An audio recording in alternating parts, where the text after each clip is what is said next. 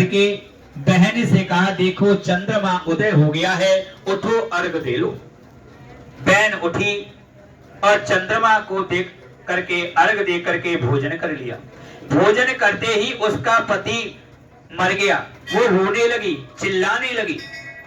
तो देव योग से इंद्राणी उस रास्ते से जा रही थी। इंद्राणी ने रोने की आवाज सुनी तो उससे पूछा, क्यों रो रही हो? उन्होंने कहा, मेरे पति की मृत्यु हो गई है। तो उन्होंने कहा कि करवा चौथ के व्रत से पहले, चंद्रमा उदय से पहले ही आपने चंद्रमा के दर्शन करके और अर्घ दे दिया है, इसलिए आपके पति की मृत्यु हो गई है। अगर आप मृत पति की सेवा करती हुई 12 महीने तक प्रत्येक चौथ का व्रत करोगे तो आपका पति जीवित हो जाएगा।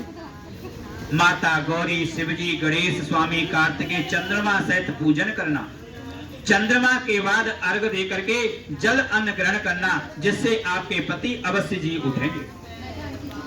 इस बात के प्रभाव से उनका पति जीवित हो गया। इस प्रकार कहकर के श्री कृष्ण द्रौपदी से बोले, यदि तुम भी इस प्रकार व्रत करोगे तो तुम्हारे दुख दूर हो जाएंगे, सुख सौभाग्य धन धान्य में भी वृद्धि होगी।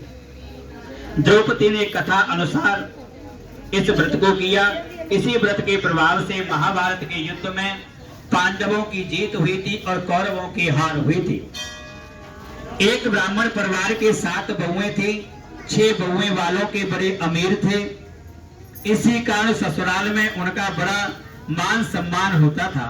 छोटी के कोई नहीं था, वह घर का सारा कामकाज करती थी और कोई उससे प्यार नहीं करता था। सभी उसको दुत्कारते रहते थे। तीज त्योहारों पर जब भी उनके मायके से कोई आता तो बहुत ही दुखी होती थी। हर वर्ष की तरह इस वर्ष भी करवा चौथ का व्रत आया। अन्य बहुओं के मायके उनके भाई करवा लेकर के आए, पर छोटी मायके यदि कोई होता तो करवा लेकर के आता। सास भी छोटी को खरी खोटी सुना रही थी। वह दुखी होकर के घर से निकल पड़ी। जंगल में जाकर के रोने लगी और रोने की आवाज सुनकर के एक नाग देवता ने पूछा, बेटी तुम क्यों रो रही हो? बेटी बोली कि आज करवा चौथ का व्रत है, मेरे कोई भाई नहीं है। यदि मेरे कोई भाई होता तो आज करवा लेकर के जरूर आता। नाग देवता को उस पर दया आ गई। नाग ने कहा, बेटी तुम घर चलो, मैं अभी करवा लेकर के आता हूं। थोड़ी देर बाद नाग ससुराल पहुंचा। ससुराल वाले इतने सामान को देख करके चकित हो गए। सास भी प्रसन्न हो गई।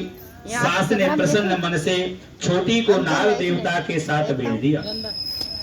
नाग देवता ने छोटी को अपना सारा महल दिखाया और कहा, जितने दिन चाहो आप आराम से रहो, मन चाहा खाओ, मन चाहा पहनो, पर एक बात को याद रखना, सामने रखी हुई नाद को कभी मत खोलना।